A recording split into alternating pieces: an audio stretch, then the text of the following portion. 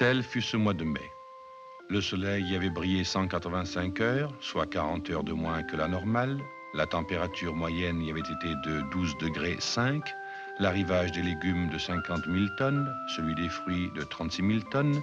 On avait consommé 12 500 tonnes de pommes de terre, 21 000 de viande, 8 000 de poisson, 4 000 de beurre, 5 000 de fromage et 918 000 hectolitres de vin. Le nombre des litres de lait bu par les Parisiens était de 37 millions et celui des passages dans le métro de 999 003. On avait brûlé 55 000 mètres cubes d'essence. La caisse d'épargne avait fait épargner pour 8 476 813 000 anciens francs. Il était tombé 43 mm de pluie et 600 tonnes de poussière. Citroën avait sorti 26 044 voitures, Simca 25 886, Renault 42 389 et Panhard 2788. On avait applaudi 3 762 naissances, déploré 2036 décès et assisté à 1055 mariages. On avait allumé pour 263 000 kWh d'électricité, on avait fumé 900 tonnes de tabac, 300 tonnes de gauloises ordinaires et 265 tonnes de gitanes. On dénombrait 2 morts par grippe, 215 par lésion cérébrale, 15 par alcoolisme, 14 suicides, 10 hommes et 4 femmes, 132 morts par accident, 54 de tuberculose, 590 du cancer, 102 du foie, 425 du cœur.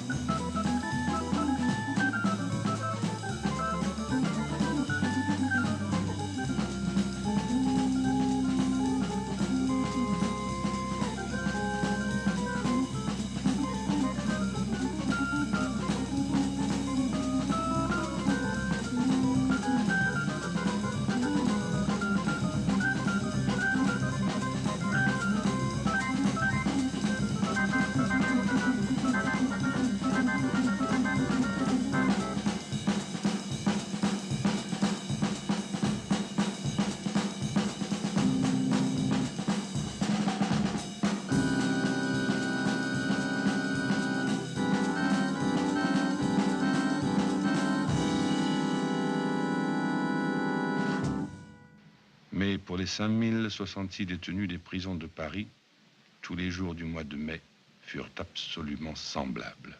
On est réveillé à 6 heures par le bruit des verrous que la bonne sœur ouvre, parce que c'est les portes, c'est des portes comme au moment où on a construit la roquette. Et la clé qui ouvre la porte, c'est une clé qui est longue comme ça, quoi. Alors le seul bruit de la clé dans la serrure, ça réveille tout un régiment.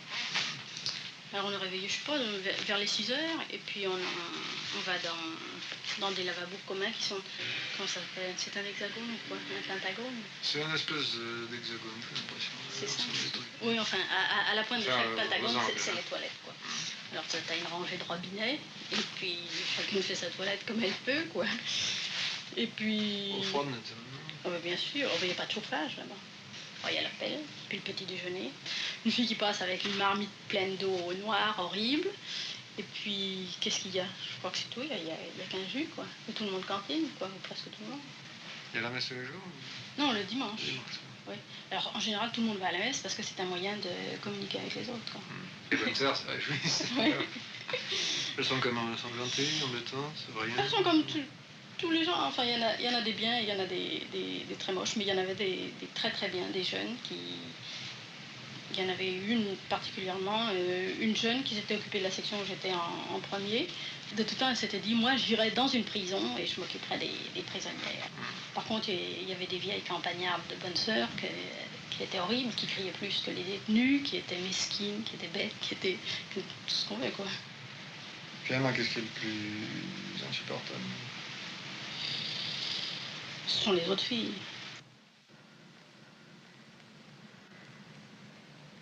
Lorsque les prisonniers pensent à la ville, c'est à ces 2 merveilles.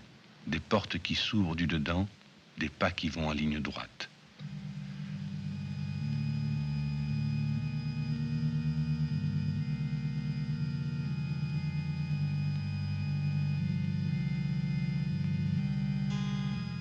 Pendant un mois, nous avons parcouru Paris en ligne droite.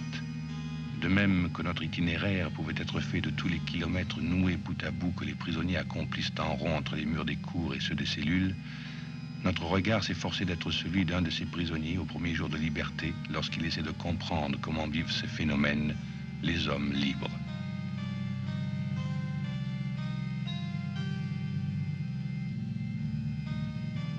Nous avons rencontré des hommes libres. Nous leur avons donné la plus grande place dans ce film. Ceux qui sont capables d'interroger, de refuser, d'entreprendre, de réfléchir, ou simplement d'aimer. Ils n'étaient pas sans contradiction, ni même sans erreur, mais ils avançaient avec leurs erreurs.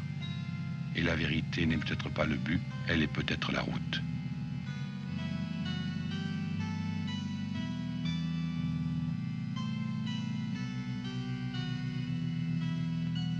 Mais nous en avons croisé d'autres, en grand nombre, sur lesquels le regard du prisonnier s'arrêterait un peu incrédule.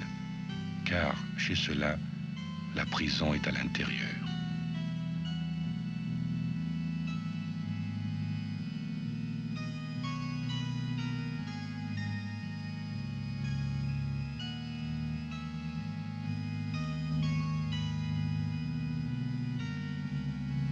Ces visages que nous croisons tous les jours, faut-il l'espace d'un écran pour qu'apparaissent ceux qui sauteraient aux trois yeux du martien fraîchement débarqué? On a envie de les appeler, de leur dire « Qu'est-ce qui ne va pas, visage? Qu'est-ce qui vous fait peur, que nous ne voyons pas et que vous voyez comme les chiens ?»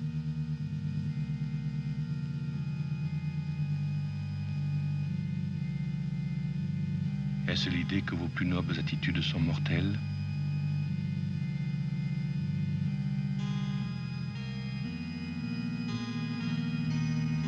Les hommes se sont toujours su mortels. Ils en ont même tiré des façons inédites de rire et de chanter. Est-ce parce que la beauté est mortelle et qu'aimer un être, c'est aimer le passage d'un être? Les hommes ont inventé la naphtaline de la beauté. Cela s'appelle l'art. C'est quelquefois un peu erratique dans ses formes, mais c'est quelquefois très beau.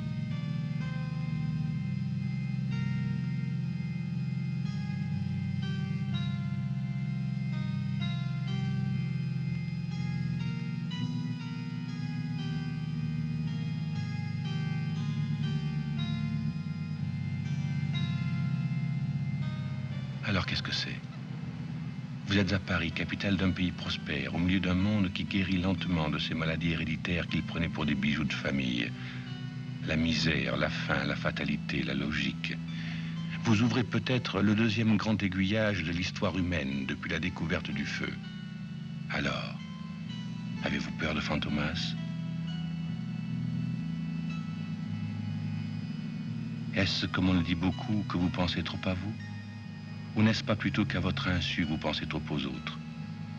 Peut-être sentez-vous confusément que votre sort est lié à celui des autres, que le bonheur et le malheur sont deux sociétés secrètes, si secrètes que vous y êtes affiliés sans le savoir, et que sans l'entendre, vous abritez quelque part cette voix qui dit « Tant que la misère existe, vous n'êtes pas riche.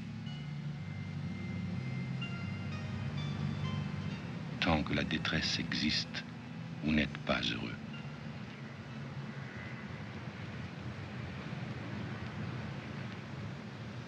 Tant que les prisons existent, vous n'êtes pas libre.